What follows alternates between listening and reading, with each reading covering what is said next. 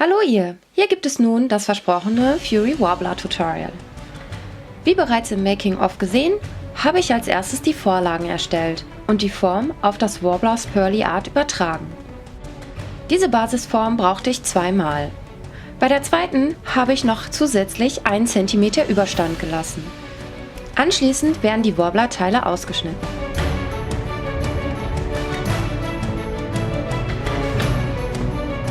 Nachdem ich die Warbler-Basis habe, schneide ich die Details aus meiner Vorlage aus.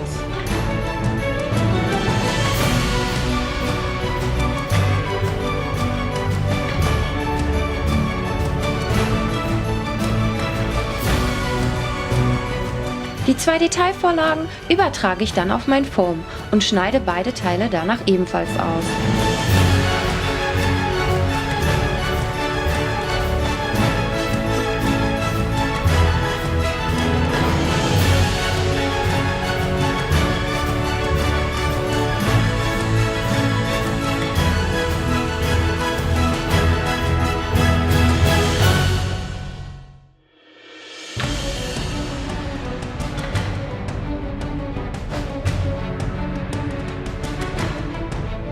Jetzt klebe ich die beiden Foamteile auf meine Warbler-Basis. Hier kommt zunächst die kleinere Basis zum Einsatz, ohne den Zentimeter Zusatzrand.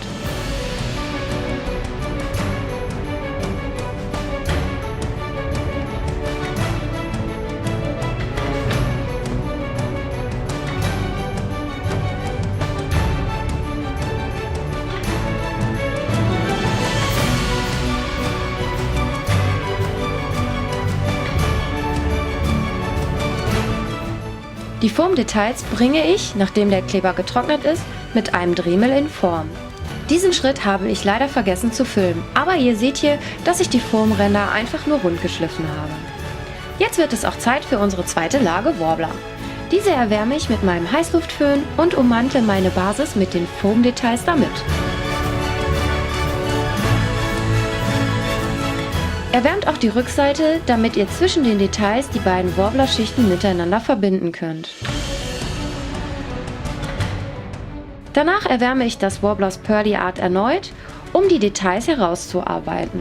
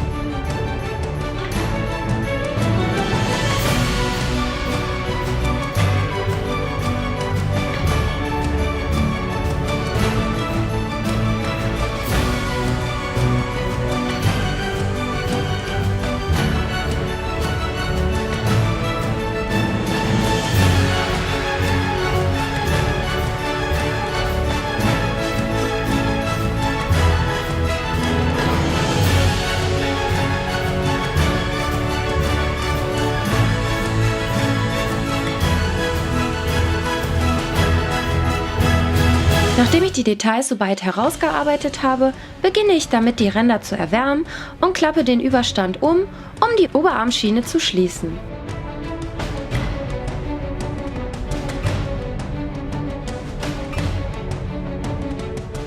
Sollte das Warbler beim Umklappen zu viele Falten werfen, klappe ich den Überstand einfach zusammen und schneide ihn ab, solange er noch warm ist.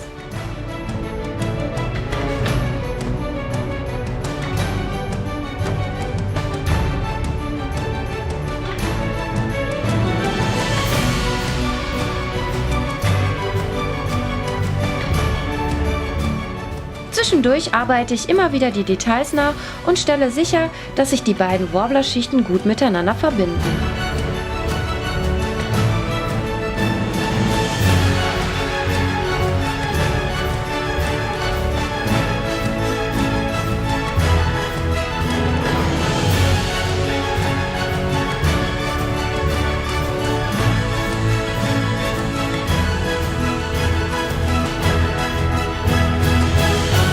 Zum Schluss nutze ich nochmals ein feineres Modellierwerkzeug, um die Details herum möglichst harte Kanten zu erzeugen.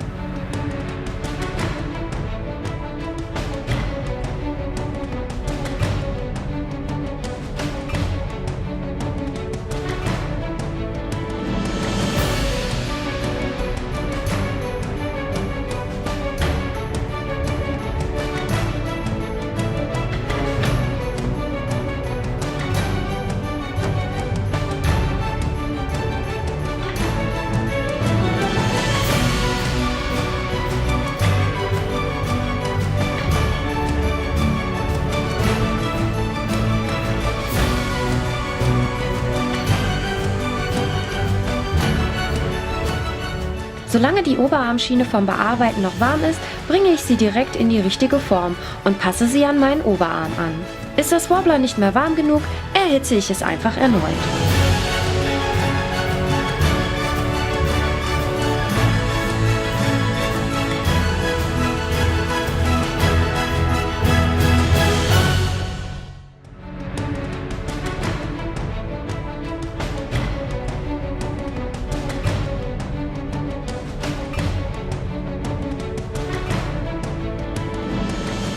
Am Ende versäubere ich mit meinem Dremel noch die Kanten und schmirgle alle Überstände weg.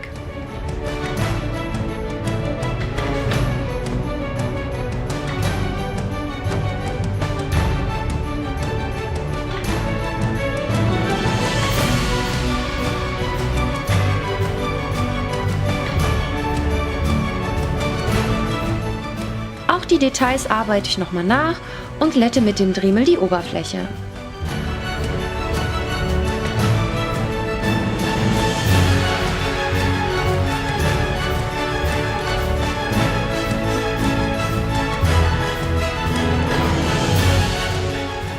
Danach besprühe ich die Oberarmschiene mit Spritzspachtel und anschließend nochmal mit Filler. Zwischendurch schleife ich die Oberflächen immer wieder mit feinem Schleifpapier, bis die Oberfläche richtig glatt ist und bereit zum Bemalen. Für die Bemalung habe ich zunächst einen chromfarbenen Sprühlack verwendet. Danach trage ich 2 hellere Silbertöne auf.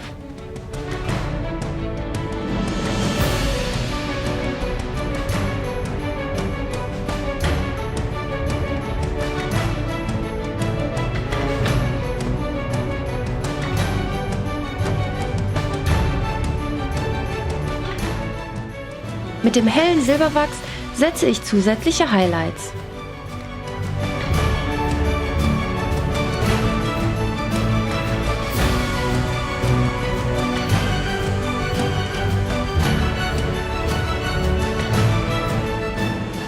Um die Kanten noch mehr herauszuarbeiten, nutze ich sehr helle silberne Airbrush-Farben und trage diese mit einem sehr dünnen Pinsel an den Rändern auf.